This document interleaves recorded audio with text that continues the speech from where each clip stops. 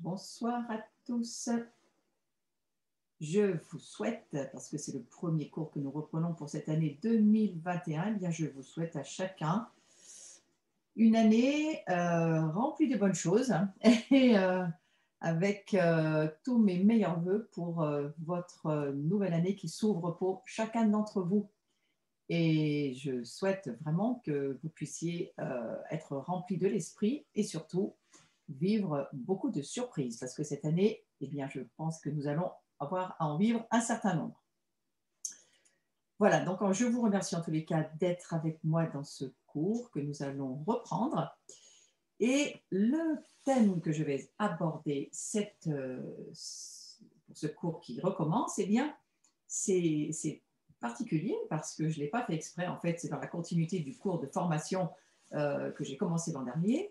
Mais voyez-vous, il s'agit des relations que nous avons besoin de vivre pour pouvoir entrer dans la réalité du royaume de Dieu. Alors, on va voir ensemble que on ne peut pas grandir tout seul. C'est pratiquement impossible et on serait en difficulté si notre vie était d'être tout seul. Et vous allez voir que la parole de Dieu, elle nous invite à la relation, elle nous invite à être ensemble, elle nous invite, vous voyez, un petit peu comme ces coquelicots, je vous souhaite le meilleur aussi pour cette année, c'est un petit peu pour ça que je vous les ai mis.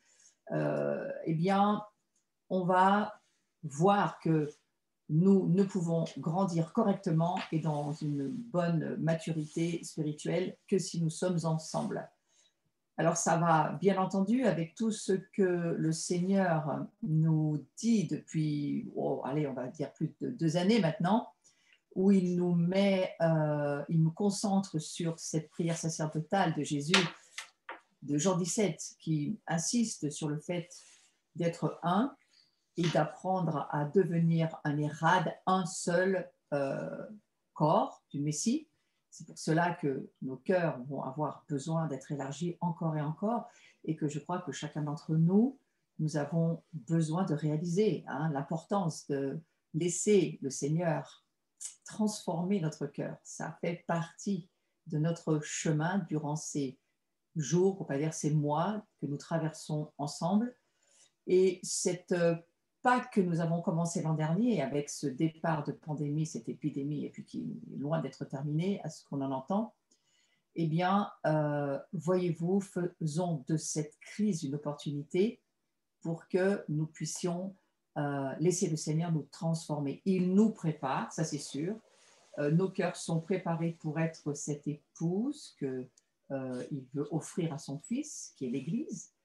Et dans ma compréhension, ce n'est pas seulement Israël qui l'épouse, mais c'est aussi l'Église qui l'épouse et qui se prépare pour être la bien-aimée de son époux. N'oublions jamais cela, c'est quelque chose qui nous permet de traverser et certainement aussi de vivre avec plus de facilité les souffrances qu'il faut traverser dans ces jours. Alors, je vais aller sur l'idée que les relations sont le fondement du royaume de Dieu.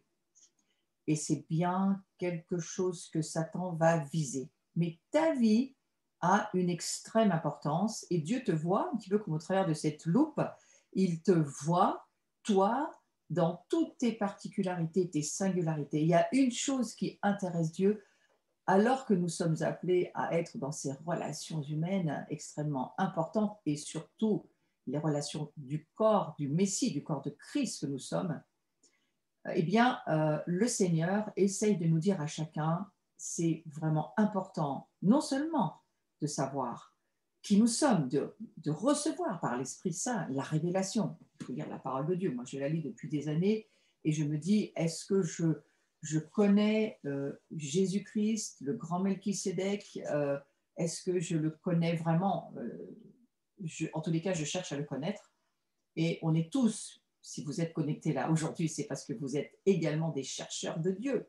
Vous cherchez vous aussi à rencontrer Dieu, à le voir, à recevoir plus de révélations. Et c'est, je crois, ce pourquoi moi je fais aussi ce cours, pour que nous puissions prendre ce temps. Et nous avons, merci Seigneur, du temps, puisque Voilà, pour certaines régions, vous êtes dans le couvre-feu. Je pense à tous ceux qui êtes dans l'Est. Hein, eh bien, depuis 6 heures, vous êtes enfermés chez vous, vous n'avez pas trop le choix. Eh bien, c'est bien qu'on puisse tous se dire, nous allons en profiter finalement. Moi, ma région n'est pas encore dans le couvre-feu, mais vous savez, le confinement, alors 8 heures, oui, mais pas 6 heures. Hein, et ce n'est pas encore 8 heures.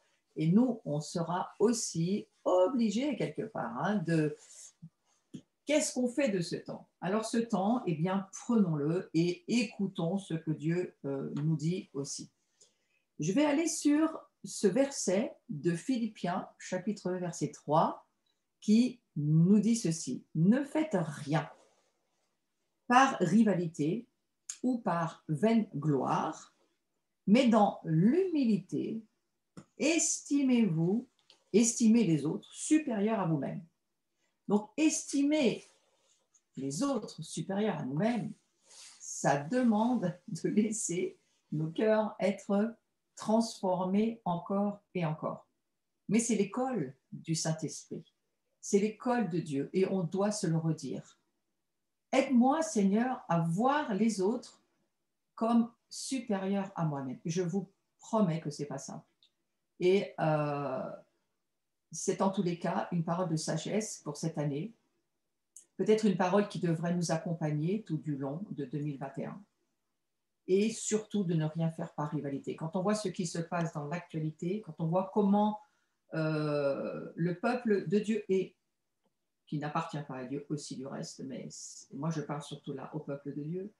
Je regardais ce qui se passait aux États-Unis hier soir.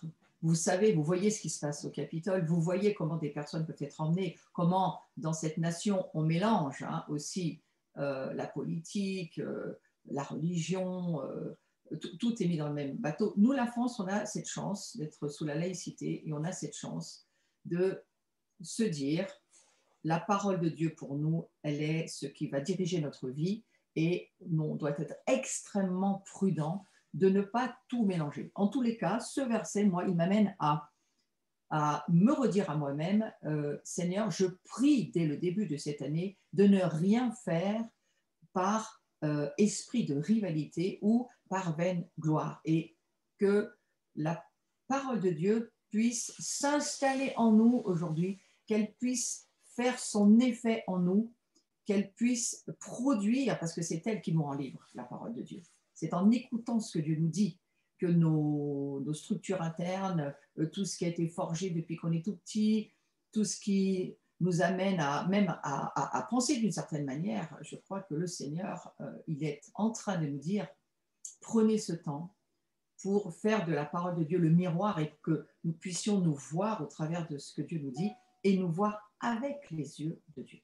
Donc, je reviens à cette petite personne au tout début que, alors certains arrivent, je suis désolée, on a déjà démarré le cours, mais nous avons vu tout à l'heure une petite personne au milieu de beaucoup d'autres, mise sous une loupe, et je nous redis que c'est ainsi que le Seigneur nous voit. Merci à Bruno qui fait toutes les manipulations techniques, parce que ce n'est pas évident sur un Zoom, mais les relations, eh bien, c'est vraiment ce fondement du royaume de Dieu. Et c'est bien ce que Satan voudrait détruire en ce moment même.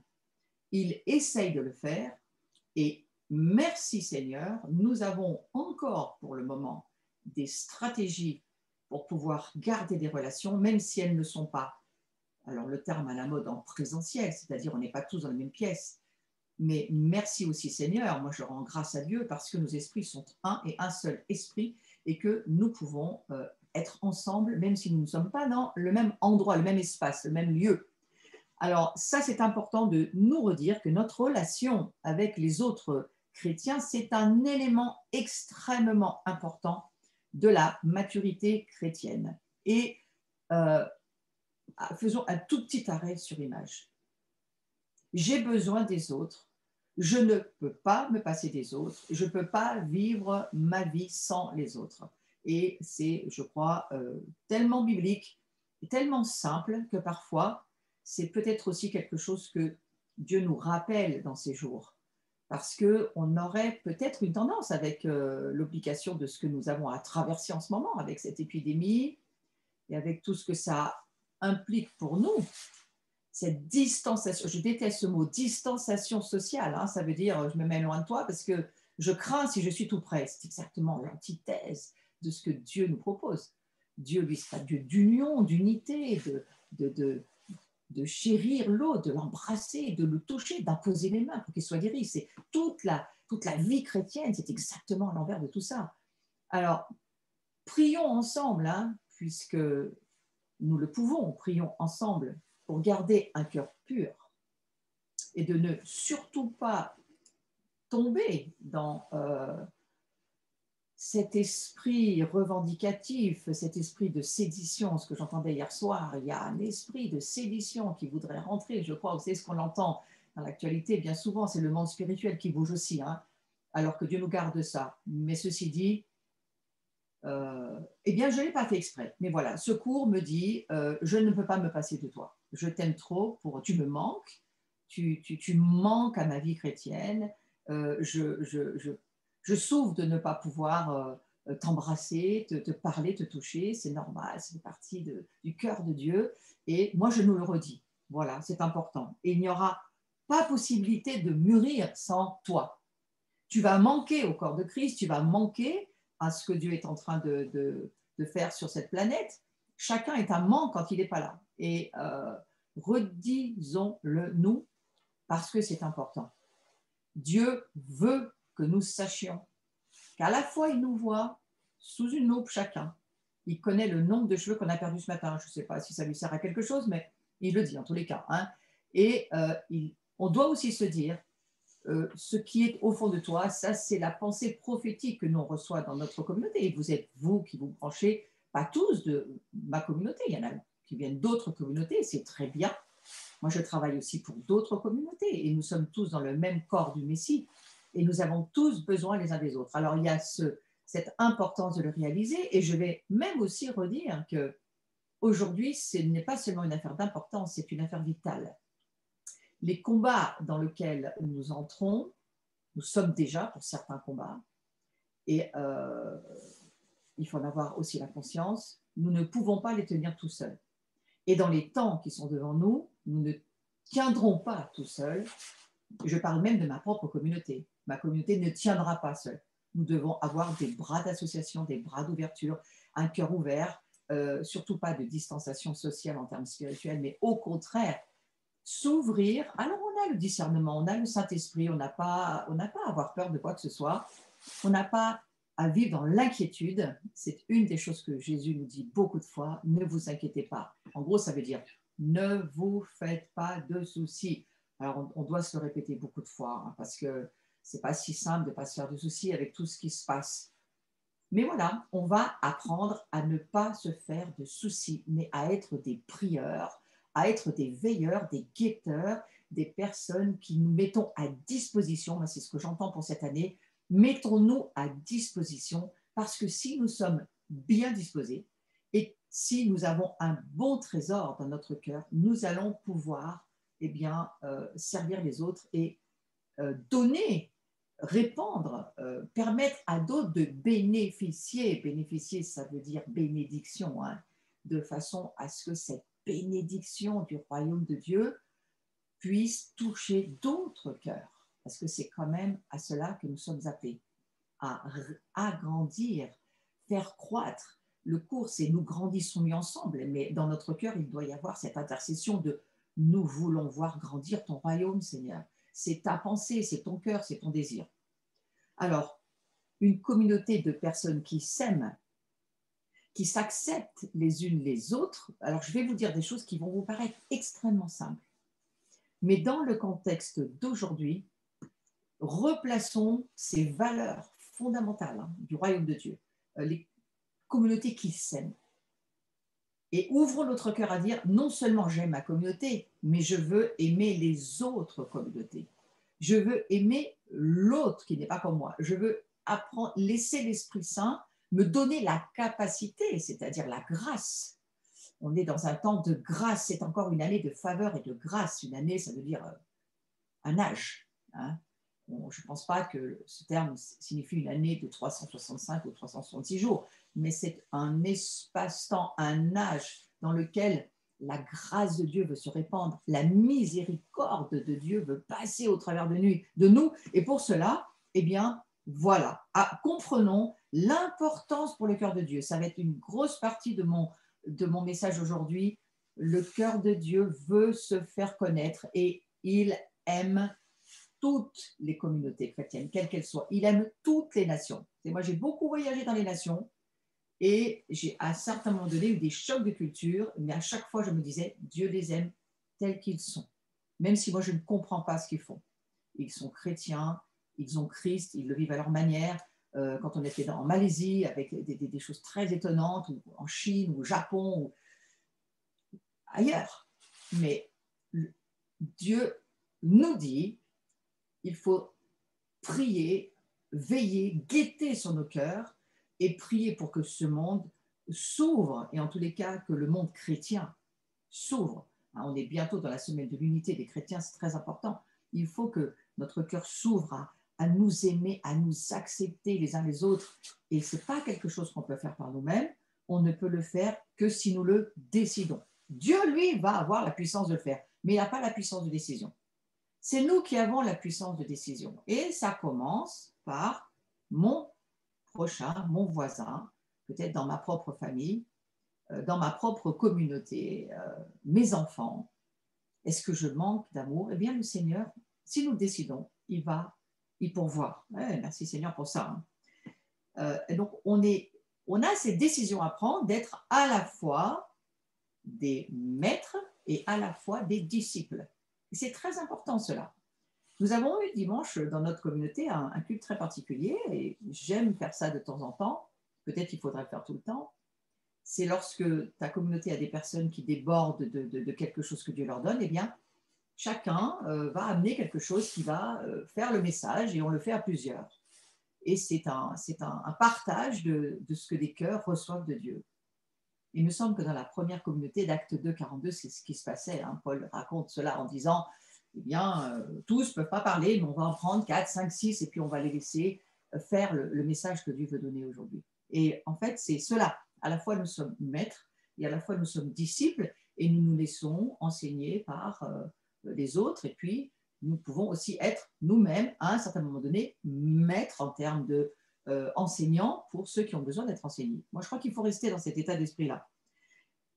Eh bien, c'est cet endroit-là, cet endroit de relation, cet endroit de décider de s'aimer, de s'accepter, bien sûr de se pardonner et de désirer être ensemble, eh bien, c'est cela qui va être propice à la croissance spirituelle. Donc, vous comprenez bien quel est l'objectif numéro 1 du diable à l'heure actuelle, surtout qu'ils ne se rencontrent pas, surtout qu'ils ne se voient pas, surtout qu'ils n'aient plus envie d'être ensemble, surtout qu'ils ne se fidélisent plus à leurs assemblées, à leur communauté, quelle que soit l'œuvre à laquelle tu appartiens, quelle que soit la mission dans laquelle tu es, surtout que ça ne se fasse plus, parce que nous sommes à un moment donné où la maturité est en train vraiment de venir, où les rouleaux s'ouvrent et nous passons ce fameux voile, cette chair de Christ, le mystère de l'incarnation, nous cherchons, nous avançons, l'Esprit Saint nous accompagne avec ça. Et il me semble que nous sommes une nation relativement mûre. Ouais. Et d'ailleurs, c'est les autres nations qui nous l'ont dit. Lorsque nous avons reçu à Saint-Étienne la famille des Watchmen, où il y avait beaucoup de nations qui étaient représentées, j'étais très impressionnée par ce que ces nations nous ont donné comme discernement. Elles nous ont dit, ah, mais on n'aurait jamais pensé que la France, vous soyez aussi mûre que cela. Et nous, on s'est dit, mais c'est quand même un compliment. On est assez content qu'ils nous disent qu'on n'est plus des bébés spirituels. Et voilà, mais c'est un objectif de Dieu, que nous puissions mûrir, pas seulement d'une façon personnelle, bien qu'il le faut. Il faut mûrir soi-même. Les autres ne peuvent pas mûrir pour toi. Pour toi, tu décides de mûrir et de devenir une personne avec un esprit dont il est question dans Éphésiens 4, un homme ou une femme faite, complète, accomplie, achevée. C'est peut-être cela que ça signifie.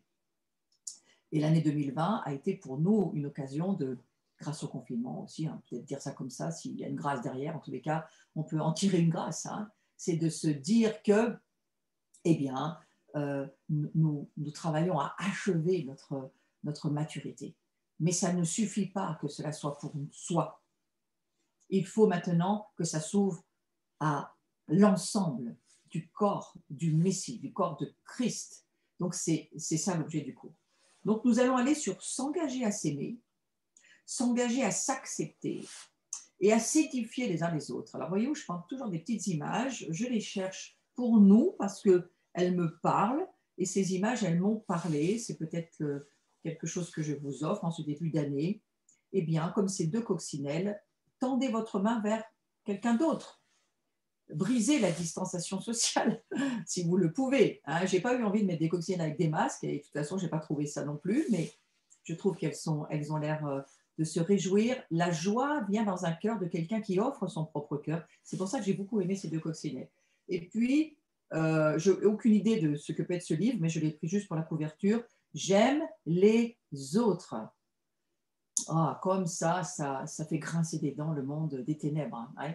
J'aime les autres. Je décide d'aimer pas seulement moi, pas seulement ce qui est dans mes habitudes, mais ce que je ne connais pas. Et je veux apprendre à les aimer. Et puis, j'ai bien aimé aussi écouter, ben voilà, il n'y a plus beaucoup de place sur le bateau, mais tu peux venir quand même. Hein, et rentre dans le bateau, rentre dans la présence de Dieu. C'est un petit peu ça que ça veut dire. Donc, engageons-nous dans ce début d'année. Moi, en tous les cas, c'est ma prière. Je m'engage à aimer, à accepter et à édifier. Alors, pas seulement moi, mais aussi des autres. J'accepte avec les autres d'être édifié, d'accepter d'être parfois pardonné. Il faut l'accepter et accepter aussi d'être aimé, parce que ça, c'est quand même formidable aussi. Alors, la question qu'on peut se poser aujourd'hui, c'est des relations, pourquoi faire? Parce que c'est une question qu'on peut se poser. J'ai bien aimé dans le business, voyez-vous, on est là, on discute, et nous en église, c'est souvent ce qu'on fait avec nos portables, nos iPads, nos iPhones, on discute, on travaille ensemble, parce qu'une communauté de personnes qui se connaissent et qui s'acceptent, eh bien, c'est le contexte le plus favorable à la croissance et à la maturité spirituelle. C'est là où quelque chose se forge, se fonde et nous amène à mûrir. Donc, toutes ces relations, évidemment, vont amener, bien souvent, des tensions, de la pression, de la souffrance. Il y a des afflictions qu'il faut traverser, mais il y a aussi beaucoup de joie, beaucoup de force. Et si notre cœur est disposé à vouloir vivre cette aventure du ensemble, eh bien, c'est cela qui va transformer notre vie. C'est l'aventure du ensemble. Vivons cette aventure ensemble. Moi, j'ai décidé, ça fait plusieurs années, de vivre l'aventure du ensemble avec la famille catholique, avec laquelle j'apprends énormément de choses. Ça fait bouger mes lignes intérieures. Moi, je viens d'un arrière-plan et d'un passé protestant.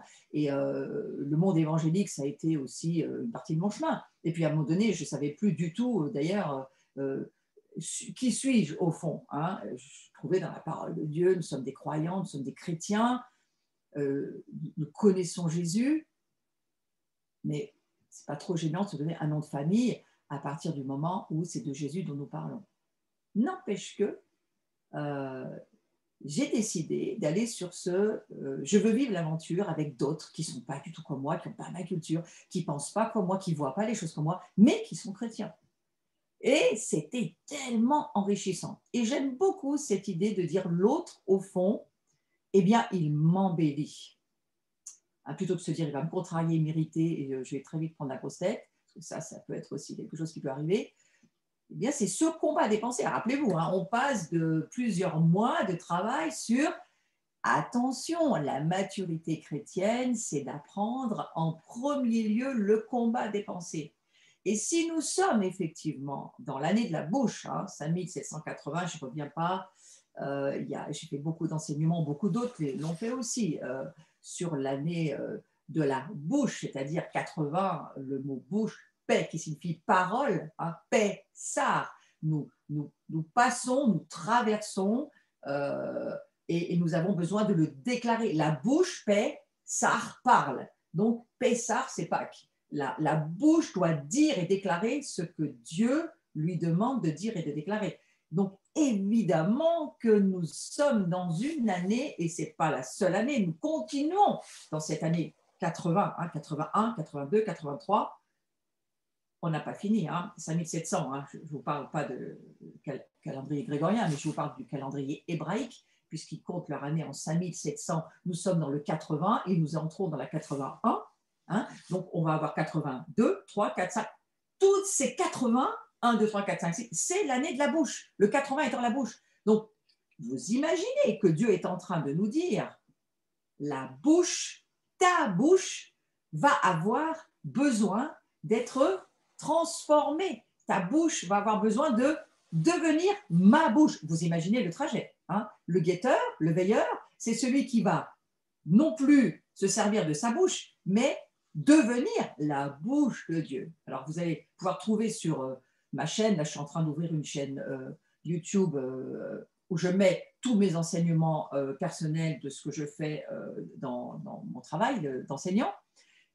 Alors, si vous voulez me faire plaisir, allez sur ma chaîne, abonnez-vous parce que je suis en train de chercher à avoir une visibilité pour que d'autres puissent voir et entendre mes enseignements. Bon, merci pour ceux qui voulaient bien le faire.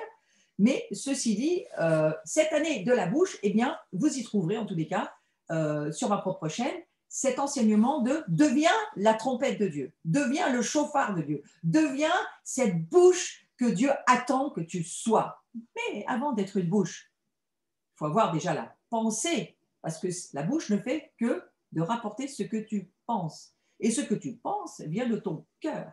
Donc il est clair que nous sommes dans une saison où Dieu nous dit, maintenant il faut être très attentif à la parole prophétique, que j'attends que tu puisses libérer en tant que veilleur, sentinelle, guetteur, c'est très important de le comprendre.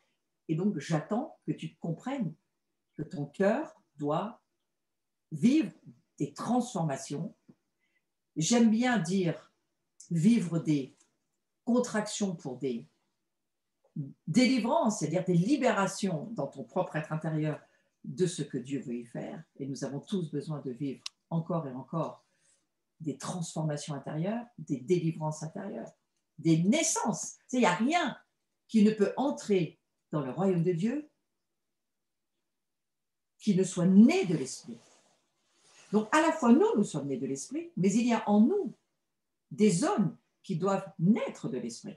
Donc, moi, je souhaite à chacun de vivre des naissances cette année.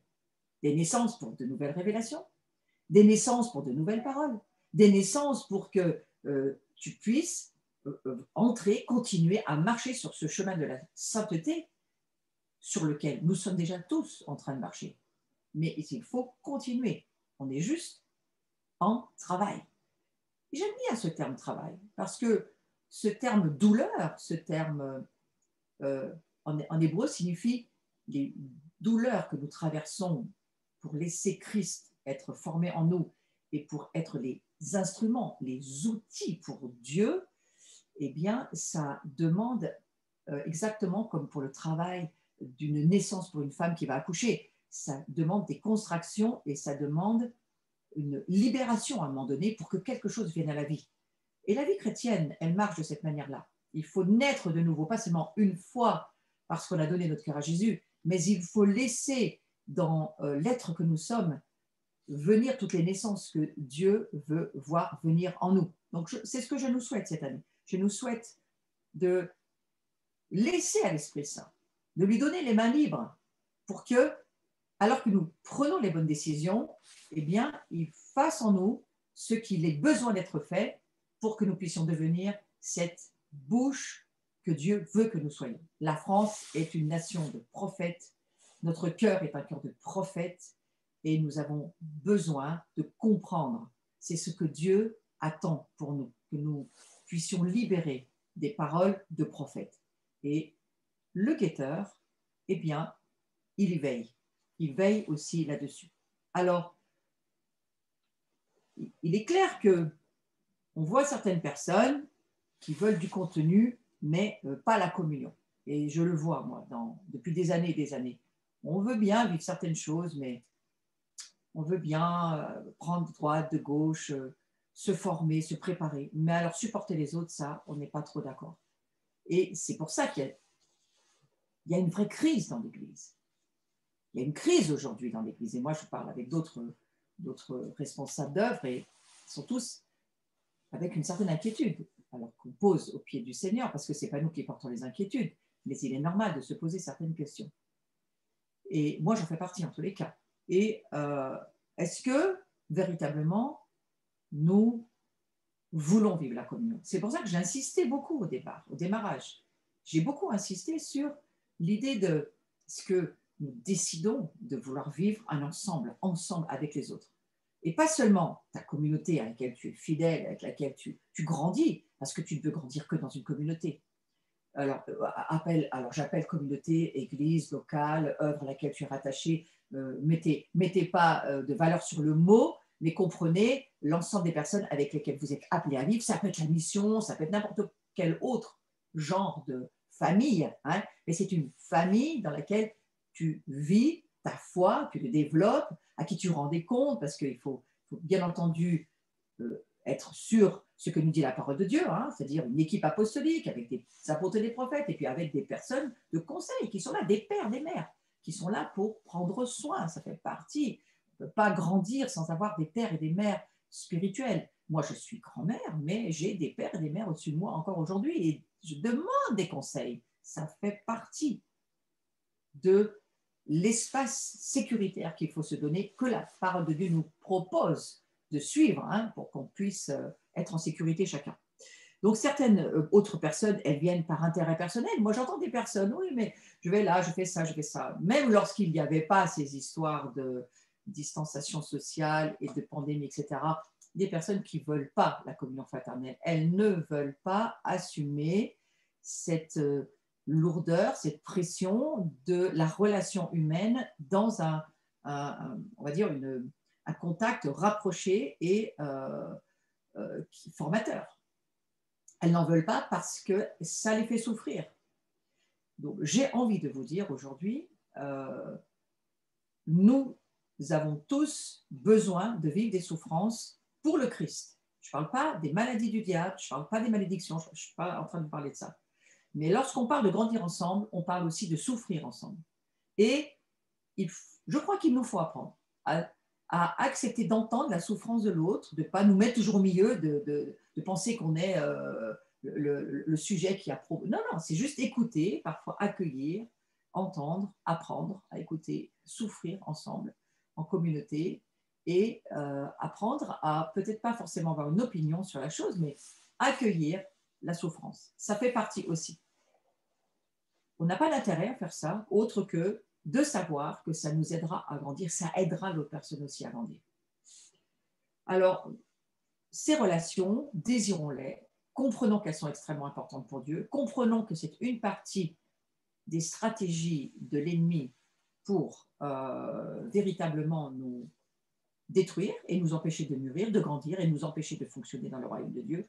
Soyons-en conscients et j'ai presque envie de vous dire, eh bien, vivons dans l'esprit opposé, c'est-à-dire décidons avec ce qui nous est possible de faire, vivons-le le mieux possible. Pour le moment, on a des Zooms, on a des YouTube, on a aussi, je le dis pour les communautés les dimanches, nous, les cultes sont ouverts, hein, et ce n'est pas que chez nous, partout en France, on a encore la liberté de culte. Frères et sœurs, profitez-en. Je ne peux pas vous dire jusqu'à quand. Profitez-en. Profitez de chaque espace qui vous est possible. J'ai entendu un prophète qui s'appelle Martha Lucia, aujourd'hui elle a plus de 80 ans, elle est âgée, elle est aux États-Unis, mais elle faisait partie de nos prophètes dans les fondations de la communauté, elle nous a beaucoup aidés dans les nations, quand on est parti dans les nations. Et elle m'avait dit une parole qui me revient pendant que je vous parle, elle m'avait dit, quand une porte est ouverte, profites-en, prends-la, vas-y. On parlait des nations, et on parlait du fait d'aller dans les nations, dans le mandat que Dieu nous donnait de courir sur les routes pour un tas de choses sur lesquelles le Seigneur nous demandait de prier et de faire du travail prophétique. Et on a bien fait, parce qu'en 10 ans, on a fait pratiquement le tour du monde. Aujourd'hui, on ne pourrait plus. Pourquoi on a bien fait? Parce que prends l'occasion que Dieu va te donner cette année. Vois comme quelque chose de très important, même si l'espace est limité, même si ce n'est pas ce que tu souhaites, même si ça limite ta propre vision. Dis-toi que l'opportunité qui t'est donnée, prends-la. La porte est ouverte, franchis-la. Reconnaissance faciale t'est donnée, passe. Parce que tout est une affaire d'occasion et d'opportunité. Et il me semble que l'Église, qui est sous test aussi, parce qu'on n'est pas seulement sous test pour le Covid, hein, on est sous test spirituel pour un tas de choses.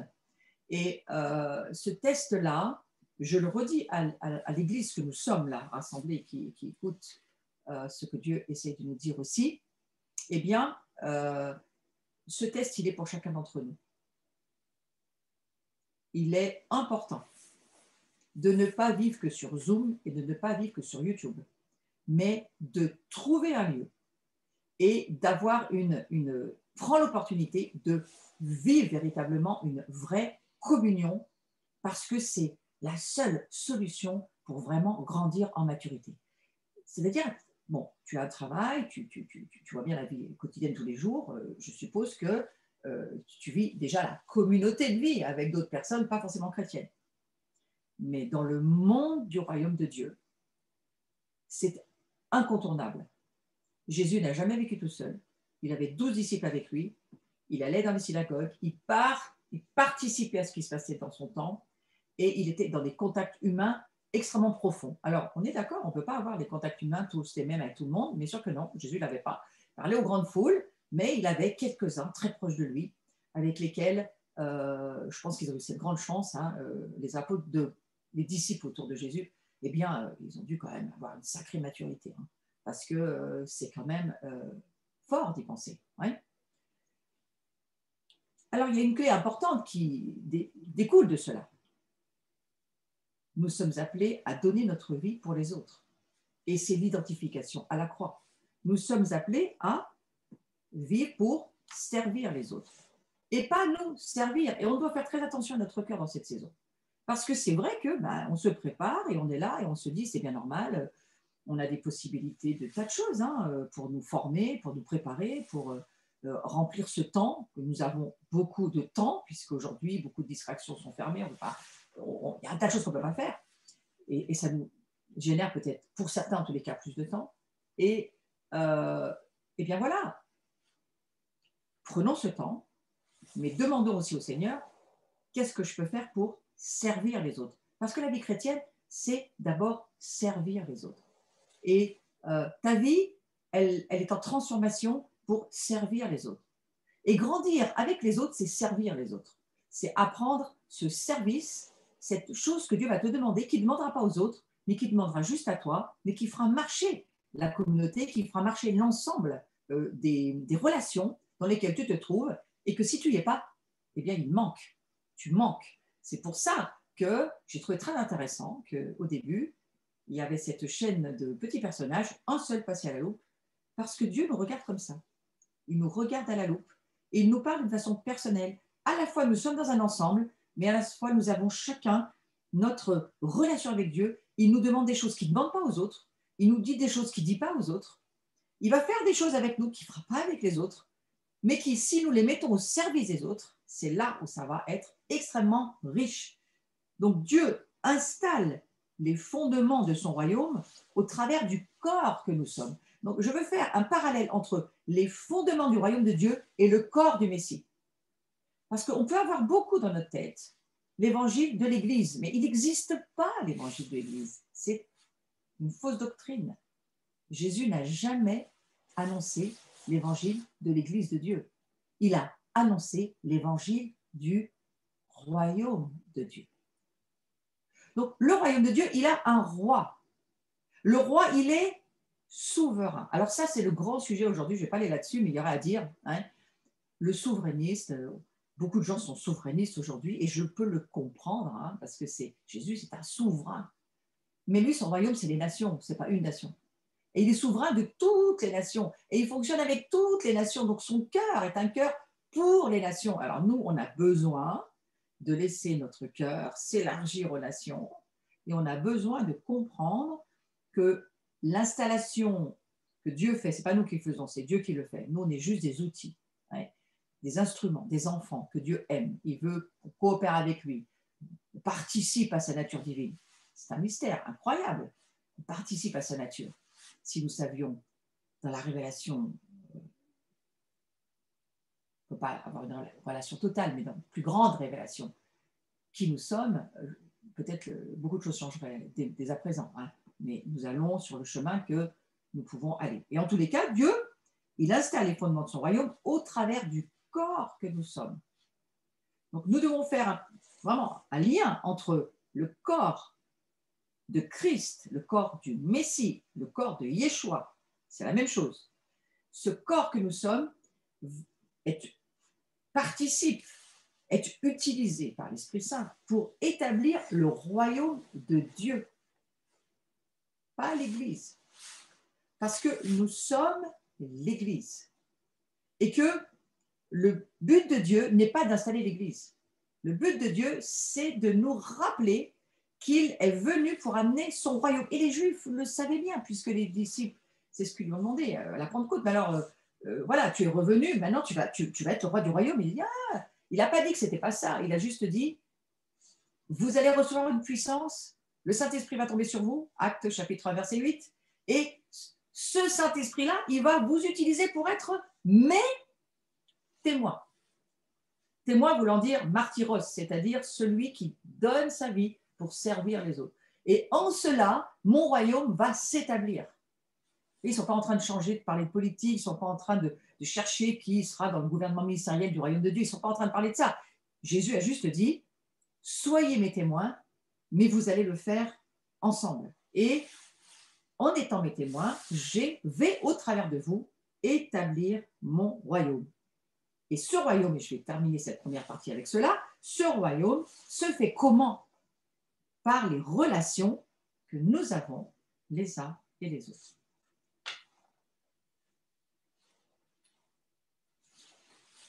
Moi, ça me fait beaucoup réfléchir.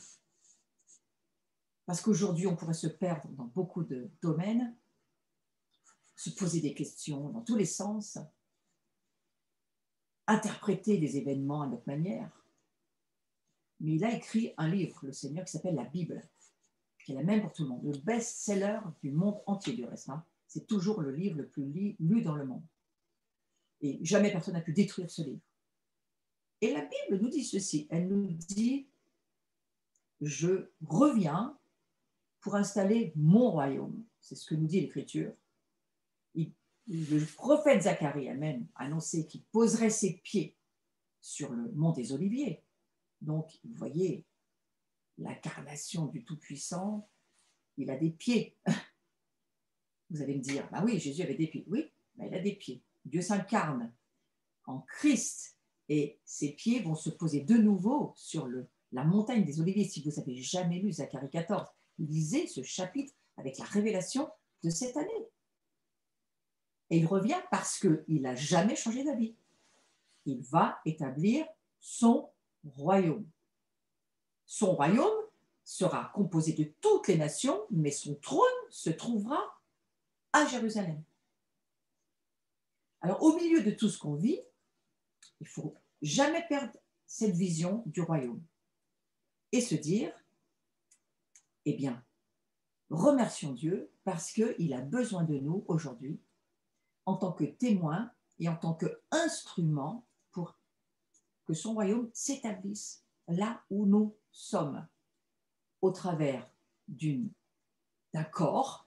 Et les corps ont beaucoup de formes. Vous savez, aujourd'hui, l'Église, elle n'a pas qu'une forme, elle a beaucoup de formes.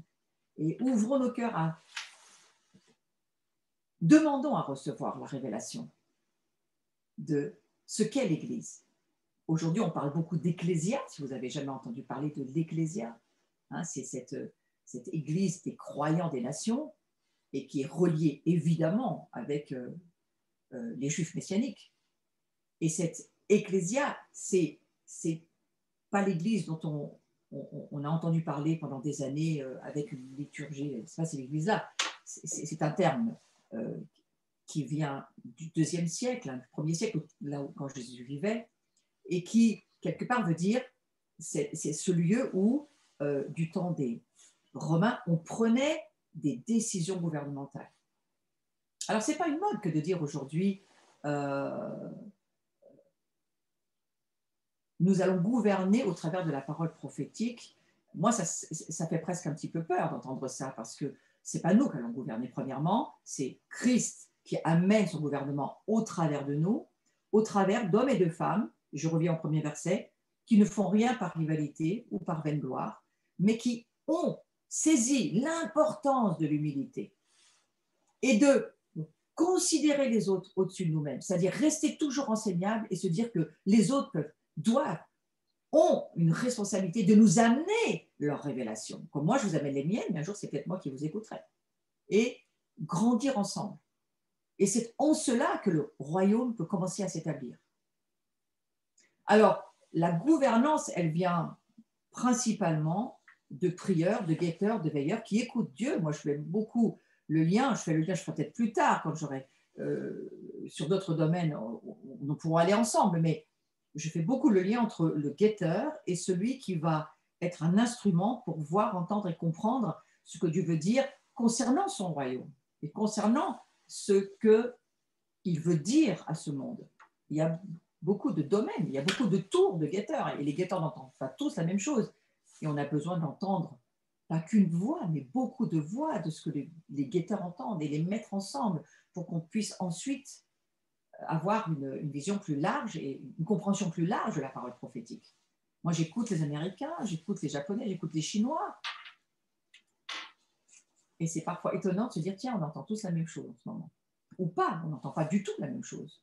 Et c'est intéressant de ne pas entendre la même chose aussi.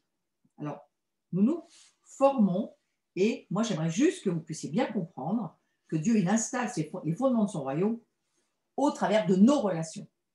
C'est nos relations dans un corps. Et là, j'insiste, parce que lorsque nous avons été baptisés en Jésus-Christ, et si vous n'êtes pas baptisé, c'est jamais trop tard pour le faire, je parle d'être né à nouveau et baptisé, parce que ça, ce sont des doctrines de base de la vie chrétienne.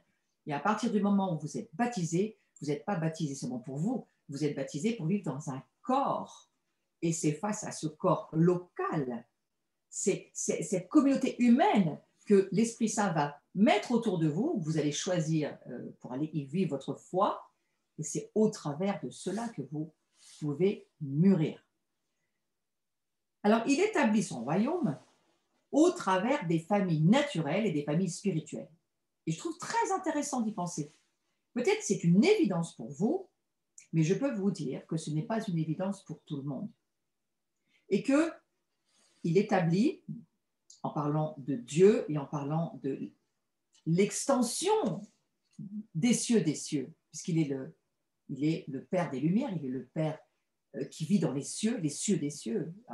Eh bien, ces cieux, la terre en faisait partie. Puis il y a eu séparation à cause de la chute. Aujourd'hui, Jésus nous dit, moi je reviens pour que tout soit rassemblé sous mon trône, sous mon gouvernement. Donc, nous pouvons comprendre que, en tant que guetteur, eh bien, saisissons que les cieux des cieux et la terre sont en train de vivre une restauration, sont en train de vivre une réunification. Il y a quelque chose qui va être un en Christ. Toutes choses vont être, si vous lisez le chapitre 3 du livre des Actes, vous pouvez le lire dans ce passage que je ne vais pas prendre, mais vous pouvez aller le rechercher, où tout va être ramené sous le gouvernement de Christ et que nous vivons dans ce temps de la restauration et de la réunification.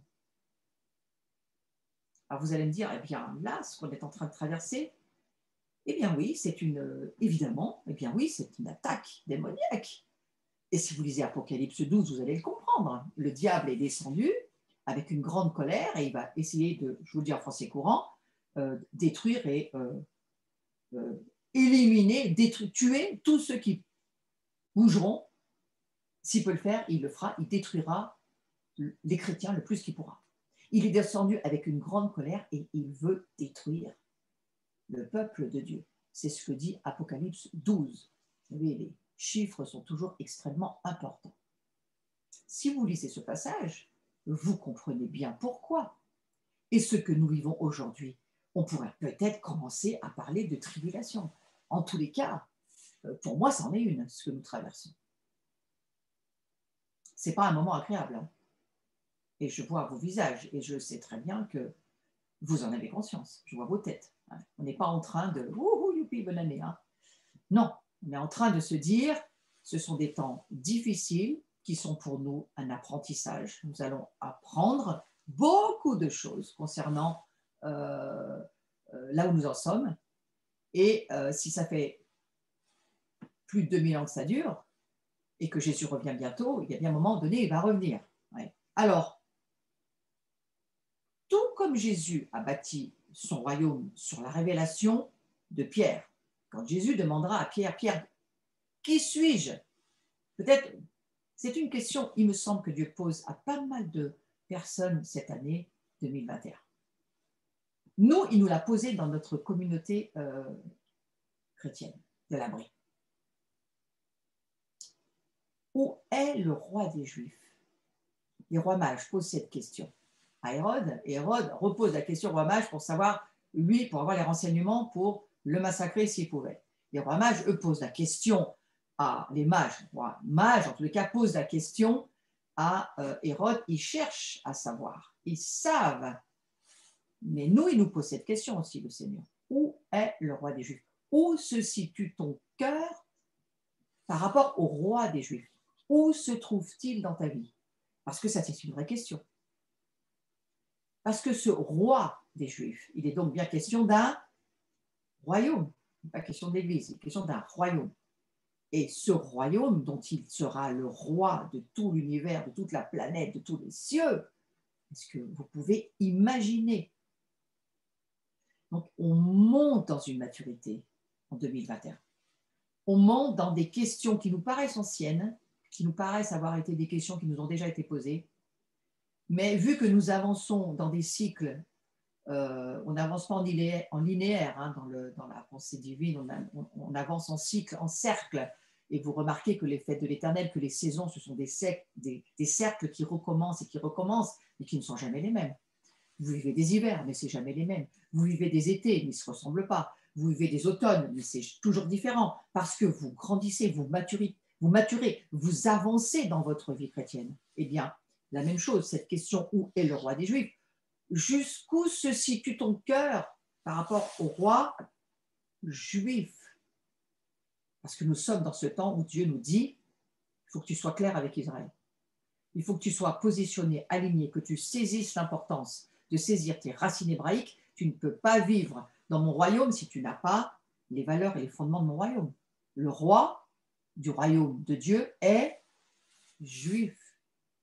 Et c'est une vraie question aujourd'hui. Alors pour certains, c'est une évidence, et je vous ennuie peut-être un petit peu parce que vous le savez par cœur, mais dites-vous qu'il y a des personnes qui se connectent qui n'ont pas ces révélations-là. Et donc, c'est important de redire aujourd'hui, oui, nous avons besoin de nous situer. Jusqu'où se trouve notre cœur? À quelle proximité se situe-t-il de ce roi, pas seulement juif, mais roi de l'univers, qui a une capacité d'aimer toutes les nations? D'ailleurs, dans le plan des cieux, dans le, on va dire, ne parlons pas d'astrologie, s'il vous plaît, il n'est pas question de ça, mais vous savez que dans le ciel, il y a un plan de toutes les étoiles qui annonce le Sauveur Christ depuis toujours. Hein, il y a un plan dans le ciel que justement, les gens de Babylone savaient lire, et Daniel a appris à lire, et lui aussi est devenu un maître ensuite pour enseigner dans ces domaines-là. Et bien c'est comme ça que les mages ont pu certainement saisir et comprendre qu'il y avait une étoile très, très, très particulière, et que cette étoile, eh bien, elle n'était pas comme les autres, et qu'elle avait un nom. Et dans le plan de Dieu dans les cieux, cette étoile polaire s'appelle le désir des nations, c'est son nom. Je ne vous parle pas, je vous le redis, d'astrologie, je vous parle du plan de Dieu dans les étoiles. Et si vous avez jamais lu quelque chose à ce sujet, vous pouvez toujours aller taper sur Internet Testimony of the Stars. Donc ça s'appelle, alors vous ne l'avez pas en français, c'est en anglais, hein, mais ça s'appelle le témoignage des étoiles, et c'est un chrétien qui a fait des recherches et qui vous explique tout le plan de salut dans le ciel, qui ensuite a été pris, perverti et réutilisé par les Égyptiens, par aussi les Irakiens, si je me souviens bien, parce qu'on a vu ça aussi en Irak, peut-être pas en Irak, en Turquie. Et en tous les cas, ça a été repris pour ensuite faire de l'astrologie, ce qui n'a rien à voir. Pour vous dire, vous avez entendu parler, là, il n'y a pas très longtemps, de cette fameuse convergence qui amenait une étoile incroyable, qui annonçait quelque chose de très fort dans ce temps dans lequel nous sommes. Eh bien, ce sont des signes. Lisez-les. Parce que du temps de Jésus, il savait les lire. Alors, je reviens sur mon sujet en disant, Pierre a reçu cette révélation impressionnante Jésus lui posant la question, qui dis-tu que je suis? Je suis qui pour toi? Pierre est juif, hein, il n'y a pas besoin. Il sait que Jésus est juif, mais il répond ceci, c'est quand même impressionnant. Il lui dit, tu es le Christ, tu es le Fils de Dieu. Et alors, les assemblées, les églises d'aujourd'hui, eh bien, elles ont besoin d'être établies sur ce fondement du royaume de Dieu. Donc, nos cœurs ont besoin aussi d'être établis sur ce fondement-là.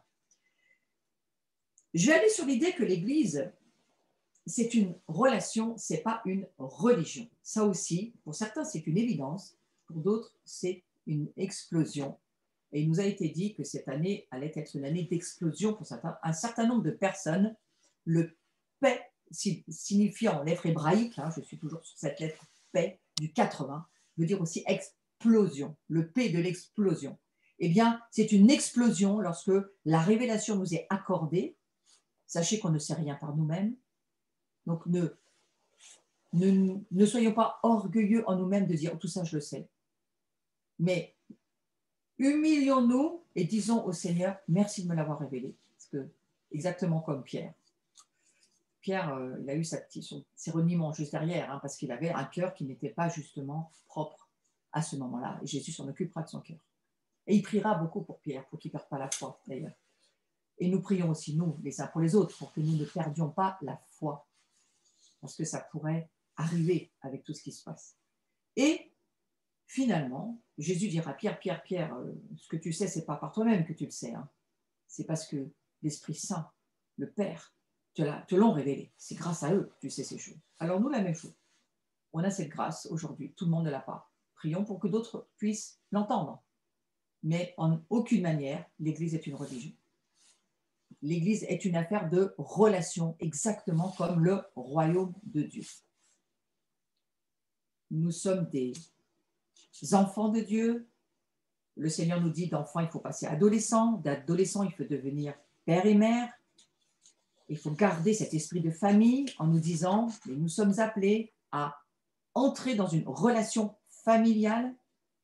Vous savez, pendant des années, moi j'ai vécu dans des églises où on avait nos familles naturelles et on les aimait, on les choyait, c'était normal. Et puis, on les chérissait. Et puis, l'église, c'était un système. Ministère, gens établis, autorité. Il n'a jamais été question à cette époque-là de père, de mère, de notion de famille. Et ce n'est pas si vieux que ça. Hein. Pour certains, en tous les cas, c'est tout nouveau. Pour d'autres, un petit peu différent. Mais moi, j'appuie sur cette idée. Demandons au Seigneur de changer totalement nos structures intérieures de pensée et de voir l'Église comme une famille. De nous comporter comme si c'était notre famille. Ta famille naturelle n'a pas plus d'importance que ta famille spirituelle. Les deux sont importantes.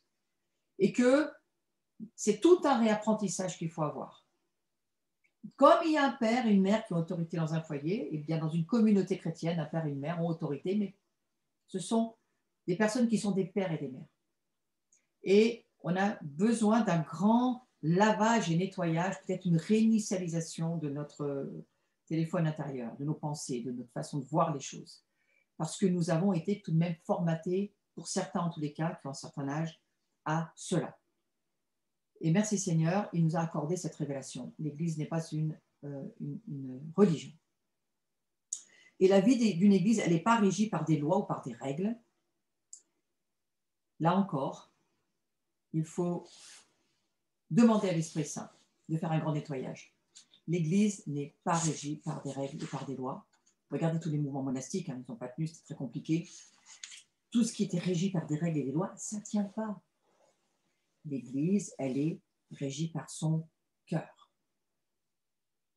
C'est notre cœur. La grâce de Dieu, c'est le cœur de Dieu. Et si nous aimons Dieu sur le fondement de l'amour et de la grâce, nous sommes au bon endroit. Mais si nous aimons Dieu sur le fondement de la loi et des règles, nous sommes au mauvais endroit. Et là, Satan va pouvoir nous détruire parce qu'il est bien meilleur que nous dans le légalisme. Donc, attention à cela. Je vous donne 30 secondes pour y réfléchir.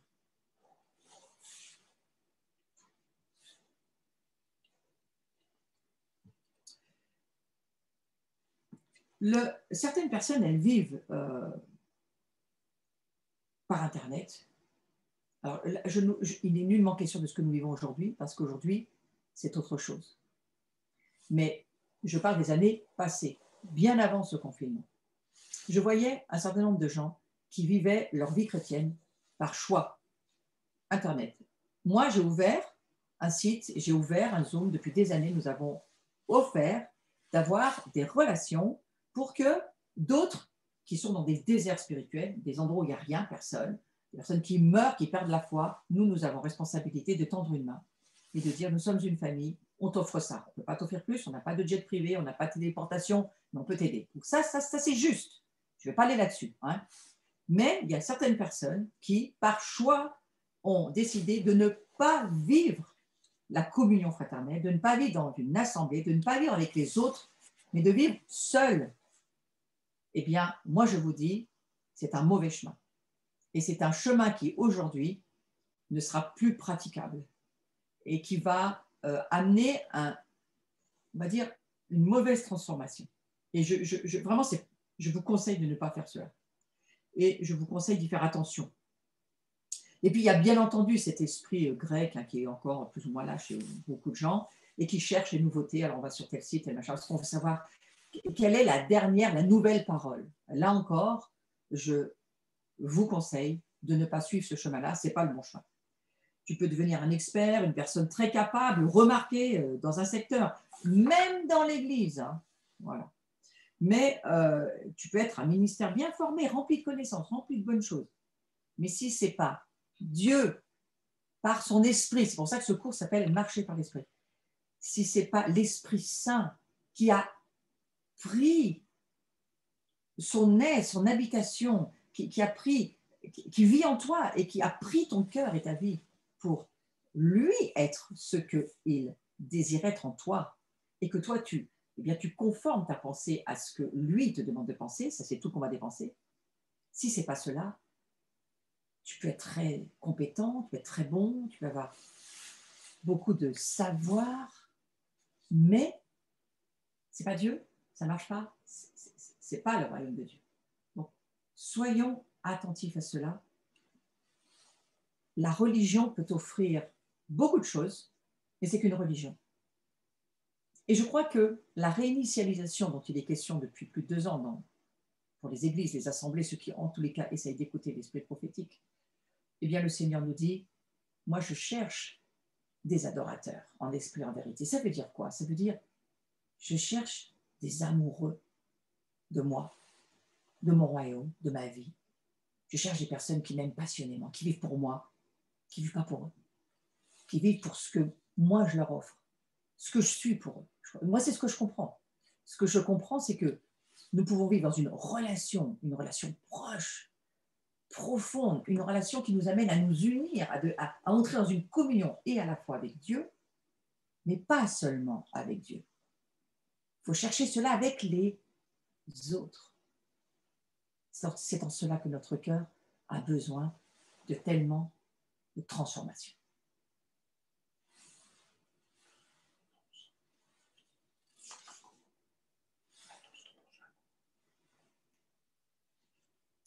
Alors, j'ai terminé aujourd'hui, mais je voudrais quand même faire une prière pour qu'on puisse ensemble, voilà, j'ai mis mes prochains cours là qui sont affichés, mais j'aimerais faire cette prière avec vous ce soir. Je prie, Seigneur, que nous, on remettra la vignette tout à l'heure, mais je prie que nous puissions décider dans cette année qui s'ouvre de laisser l'Esprit Saint prendre toute la place qui lui revient et de décider avec lui de rencontrer ce Dieu qui va nous transformer totalement. Parce que cette rencontre surnaturelle avec Dieu que nous refaisons, et ce sont des rencontres que nous refaisons à chaque fois, c'est cela qui nous fait mûrir, qui nous fait grandir. Mais que nous puissions aussi prendre cette décision d'aller chercher chez l'autre ce qui va nous embellir, d'aller puiser, creuser chez l'autre ce que nous ne connaissons pas et qui va totalement nous bouleverser et nous transformer à l'intérieur de notre être. Moi, c'est un chemin que j'ai fait avec mes frères catholiques, c'est un chemin que j'ai fait avec mes frères messianiques, c'est un chemin que je veux continuer de faire hein, avec ceux que l'Esprit Saint me permet de rencontrer. Et c'est en cela que je vous dis cette année, si une porte s'ouvre, franchissez-la avec cette ouverture de cœur, de vous dire, eh bien, rencontrons-nous et vivons une expérience ensemble de nous embellir les uns les autres, de grandir ensemble, de prendre du plaisir ensemble. Parfois, on peut avoir aussi, eh bien oui, bien sûr, on est français, hein, euh, quelques débats et quelques opinions un peu différentes, mais c'est justement ça qui est intéressant, c'est de ne pas se ressembler. Et je prie qu'on puisse en avoir la capacité. Non pas comme ces horribles débats à la télévision, on n'en peut plus d'entendre des gens parler les uns sur les autres, mais de prendre ce temps de s'écouter et de s'apprécier. Donc c'est avec cela que je vais terminer ce cours aujourd'hui. J'espère que nous allons nous apprécier et que nous allons voir le Seigneur nous transformer dans cette année. Je vous souhaite une très très belle soirée. Vous voyez donc les prochains cours, si rien ne change, on va les garder pour le 14, le 21, le 28 janvier. Nous nous retrouvons sur ce cours de bien grandir, bien vivre ensemble. Et je vous remercie en tous les cas d'avoir été avec moi et je vous souhaite une très très belle soirée. Alors sachez que ce n'est pas du tout ma chaîne, ça c'est la chaîne de l'Abri, l'assemblée à laquelle je fais partie, mais je viens d'ouvrir ma propre chaîne et si vous tapez Florence Maréchal, cherchez-moi, vous allez me trouver. C'est comme pour le Seigneur. Et vous allez avoir le lien, parce qu'il est un petit peu encore compliqué à trouver. S'il vous plaît, abonnez-vous, vous allez beaucoup m'aider pour que je puisse moi aussi grandir dans la visibilité de ce que le Seigneur me demande de faire aujourd'hui. Il est ce lien sur le groupe WhatsApp Réveiller les guetteurs. Vous aurez le bon lien pour aller sur ma nouvelle chaîne. Je vous remercie et je vous dis à très vite.